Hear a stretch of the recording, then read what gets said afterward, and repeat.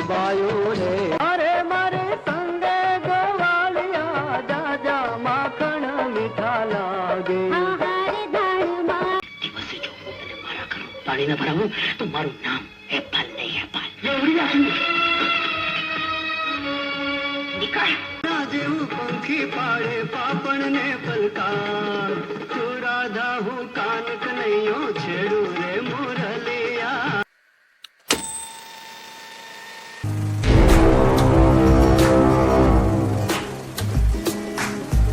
નમસ્કાર મિત્રો, વિડીયોમાં તમારું સ્વાગત છે. મિત્રો, છેલ્લા કેટલાક વર્ષોથી અર્બન ગુજરાતી ફિલ્મો સિનેમા નામનો નવો છેલ્લો પાડનારી ગુજરાતી ફિલ્મ ઇન્ડસ્ટ્રીઝ જૂની ગુજરાતી ફિલ્મોના યુગને જાણે એ ચલચિત્ર જગતનો હિસ્સો જ નથી એમ અલગ પાડે છે.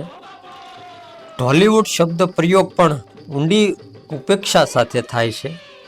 પાઘડી, પેરણ તથા ઢોલ એટલે કે લોક સંગીતવાળી રૂરલ ફિલ્મો જૂનવાણી અને ક્યારેક તો હાસ્યપાત્ર પણ ગણવામાં આવે છે. કદાચ મારા ખ્યાલ પ્રમાણે વ્યવસાયિક દૃષ્ટિકોણથી બનાવવામાં આવેલી કોઈક ફિલ્મ એવી હોઈ પણ શકે, પરંતુ એનો અર્થ એવો નથી કે બધી ફિલ્મો એવી બની હતી. ખરેખર તો 1970ના અને 1980ના સુવર્ણકાળમાં જે ઉમદા ફિલ્મો બની છે એવી ફિલ્મોનું નિર્માણ હવે નથી થતું, એ જ કરુણા છે. આવી જ એક ઉમદા ફિલ્મ એટલે 1979માં રિલીઝ થયેલી, એટલે કે આજથી 45 વર્ષ પહેલાં. હાજી મિત્રો, એનું નામ છે પીઠીનો રંગ. નારી સશક્તિકરણની સાથોસાથ ગુર્જર નારીના પતિવ્રતા પ્રેમની વાત અને પોતાના પતિ સાથે હર હાલ અડીખમ ઊભી રહેનાર નારીની કથા એટલે પીઠીનો રંગ.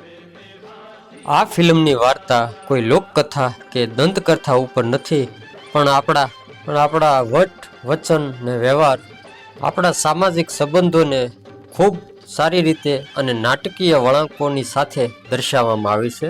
અને એ પાત્રોને આ કલાકારોએ આબેહૂબ કંડારીને તમારી સમક્ષ પ્રસ્તુત કર્યા છે. જેમ કે રાજીવ, મલ્લિકા સારાભાઈ, અરવિંદ રાઠોડ, નારાયણ રાજગોર, નલિન દવે અને કોમિક જોડી રૂપે રમેશ મહેતા અને મંજરી દેસાઈ. અને નેગેટિવ પાત્ર વિલનના પાત્રમાં અરવિંદ રાઠોડ અને સાથે સાવકી માના પાત્રમાં ઇન્દુમતી રાજડા આપણને અભિનય કરતા આ ફિલ્મમાં જોવા મળ્યા હતા. આ ફિલ્મનું દિગ્દર્શન કર્યું હતું દિનેશ રાવળે. ગીત સંગીત હતા અવિનાશ વ્યાસના અને આ સુમધુર ગીતોને કંઠ આપ્યો હતો પ્રફુલ્લ દવે, ઉષા મંગેશકર અને દમંતી બલડાએ. આના પહેલા આ જોડી મલ્લિકા સારાભાઈ અને રાજીવે આના પહેલા 1975ની સુપરહિટ ફિલ્મ મેના ગુજરીમાં એક સાથે અભિનય કર્યો હતો. આ ફિલ્મના સંવાદ લખ્યા હતા રામજીભાઈ વાણિયાએ અને આ ફિલ્મના ગીતો બધા સુપરહિટ રહ્યા હતા અને આજે પણ છે. મલ્લિકા સારાભાઈ એટલે ગંગાનું પાત્ર. ગંગાના નાનપણમાં જ માં મરી ગયા હોય છે અને ગંગાના પિતાજી બીજું લગ્ન કરે છે, એટલે તેમની સાવકી માં ભેગી મોટી થાય છે ગંગા. સાવકી માનું ઓરમાયું વર્તન અને એક મા વગરની દીકરીનું જીવન, પોતાની મરનાર માના ઘરેણા પહેરીને ગંગા મેળે જવા નીકળે છે.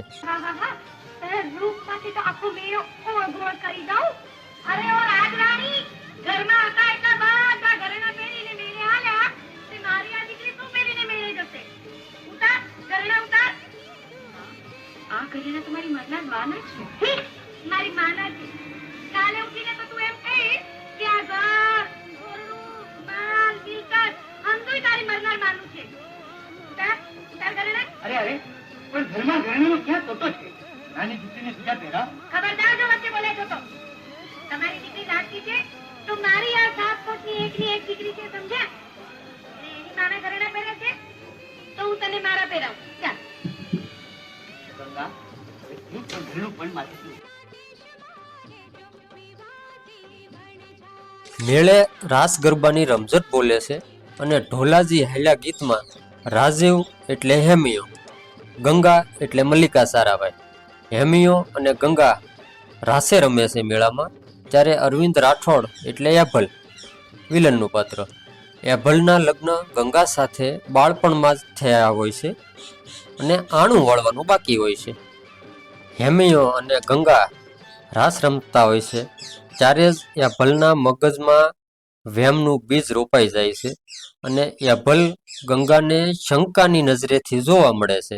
યાભલ હેમિયાને સવાર પડતા જ ઉછાળા ભરીને ગામ છોડી જવા કહે છે, પણ હેમિયાએ ગંગાને આ નજરે કોઈ દી ના જોઈ હોય તો પણ સવારમાં ઉછાળા ભરીને હેમિયો હાલી નીકળે છે.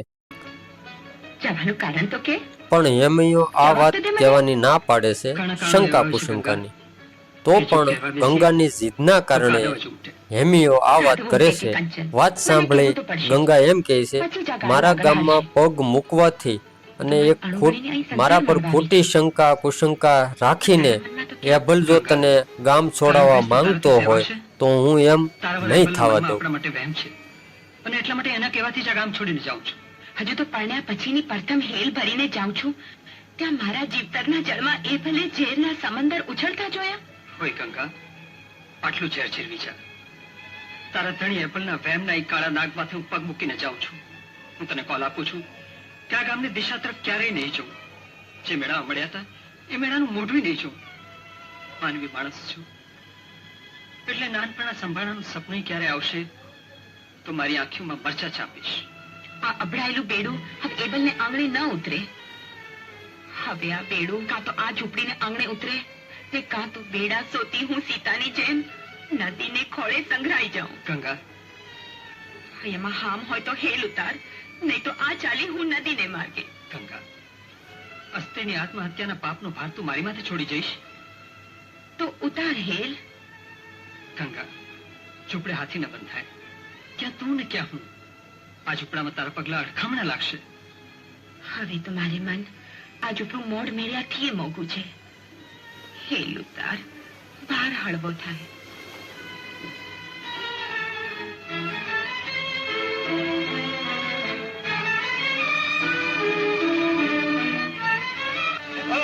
શું કીધું સાંભળ્યું ને? મારી ઘરવાળીની હેલ ઉતારી. તારી મજાક હસ તો હું તને જીવતો નહીં છોડું.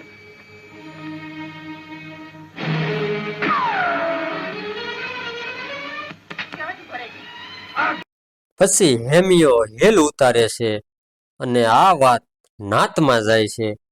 અને આના પછી નારાયણ દાસગોર, મલ્લિકા સારાભાઈ, અરવિંદ રાઠોડ ના આ સંવાદો. તમને નાણાંની કોથળીઓ મળી છે અને મારા ખોડિયામાંથી એટલા નડિયાય નથી. સાંભળો સાંભળો નાતીલાઓ સાંભળો, આ 3% છોકરો મારા ઉપર લાંચ લેવાનો આરોપ મૂકે છે. 3% હોય કે લાખ%, દંડનો આંકડો માંડો એટલે કોણ કેટલા ટકાનું છે એનું મૂલ થઈ જશે. તો નાતીલાઓ, હવે હું દંડનો આંકડો મૂકું છું. 1000 રૂપિયા રોકડા અને 1 ટન સુખડી અને શીરાનું જમણ, અને તમે બે કરેલા અપરાધ બદલ મોઢામાં ખાસુડું લઈ પગે લાગો નાતને, એટલે તમારો ન્યાય થઈ ચૂક્યો. નાત ને તો કરોડ વાર મોઢામાં ખાસડું નાખીને પગે લાગીએ, પણ અપરાધ અમે નથી કર્યો. અને એમ્યા મોઢામાં ખાસુડું લઈને પગે લાગ, નહીં તો આનું પરિણામ શું આવશે એ જાણીને પછી જ પગલા ભર્યા છે. એમ તો આજથી આ ગામમાં તમને પગ મૂકવાની નાક મનાઈ કરે.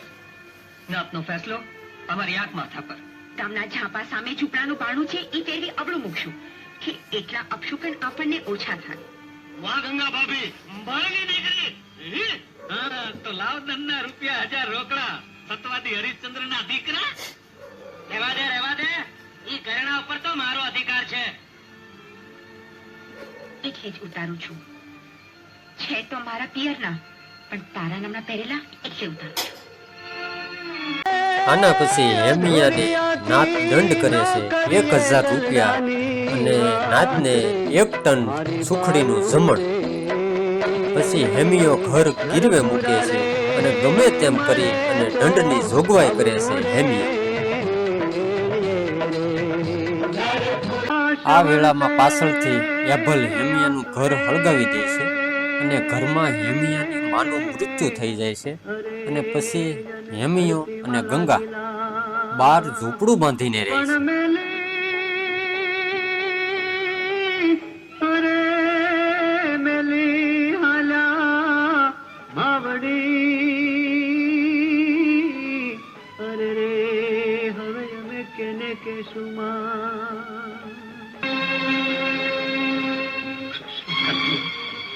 જશોદાના ચારા તારી માને દુઃખ દેનાર મામા કંસને તે માર્યો તો તું યાદ છે ને તને મારી જનતાનું પ્રાણ પખેરું સળગતી આગની જ્વાળામાં ચીસો પાડતો તેનો આ દાજેલો માળો છોડી તારા શરણમાં આવી સપ્યું છે એ ઘોડાની આગ એ તમારી ચેતના અંગારા તો કદાચ હલવાઈ જશે પણ તમારી વેદનાની ચીસોના તકતકતા નામ મારે કાળજાથી ક્યારેય નહીં રૂચાય ક્યારેય.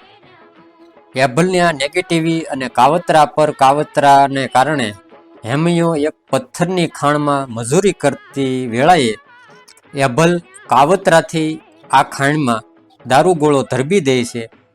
હેમૈયો પગ મૂકતા જ પ્રચંડ અવાજ થાય છે અને આ અવાજની સાથે હેમૈયો ઘાયલ થાય છે અને આ પ્રચંડ અવાજમાં હેમૈયાના બંને હાથ હેમૈયો ખોઈ બેસે છે. પણ આ કપરા સમયમાં એક કુદરતી આફત સાથે લઈને આવે છે દુષ્કાળના કપરા દિવસો અને ગંગાનું જેમ ઈશ્વર પરીક્ષા લેતી હોય તેમ એક પછી એક દુઃખોના પહાડ આવતા રહે છે. તો પણ એક પતિવ્રતા પ્રેમને એક પોતાના પતિના પડસાયાની જેમ પડખે ઊભી રહી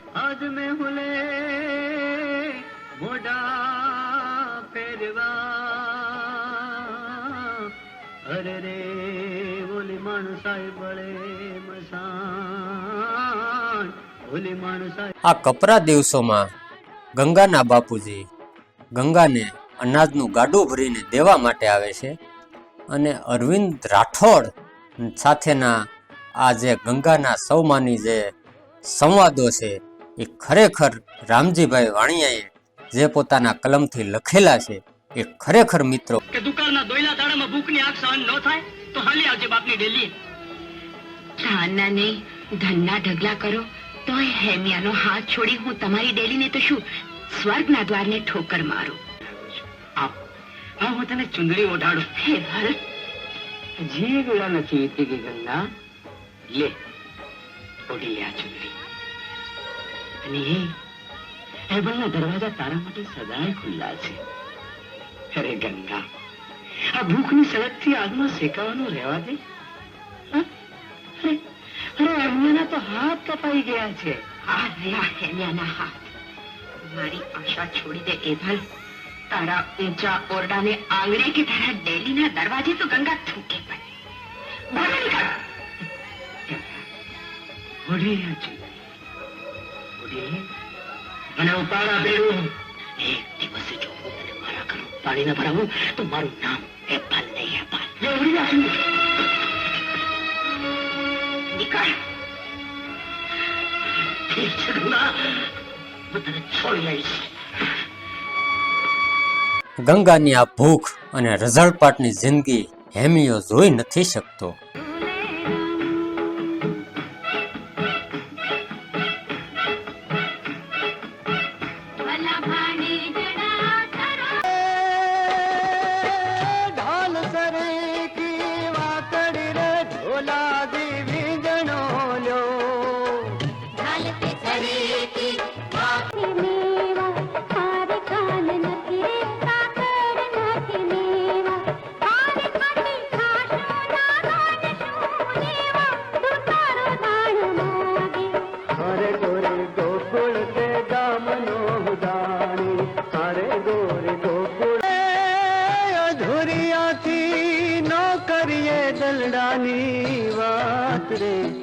મારી બાયું રે ઘરપુરા રે મળે તો ગાવું રે. આના પછી ગાડાની હરીફાઈ થાય છે અને મોકાનો લાભ લઈ અને એભલ ગંગાને ઉઠાવી જાય છે અને ક્લાઇમેક્સમાં એટલે એન્ડમાં એભલનું ગંગાના હાથે મૃત્યુ થાય છે.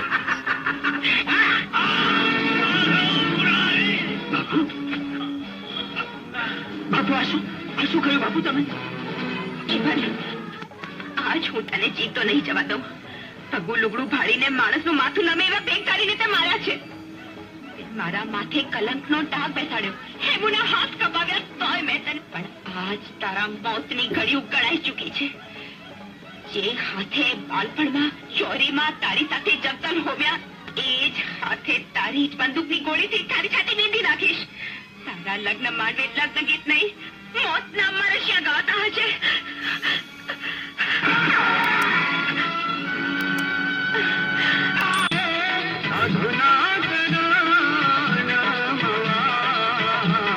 મારી બાયુ રે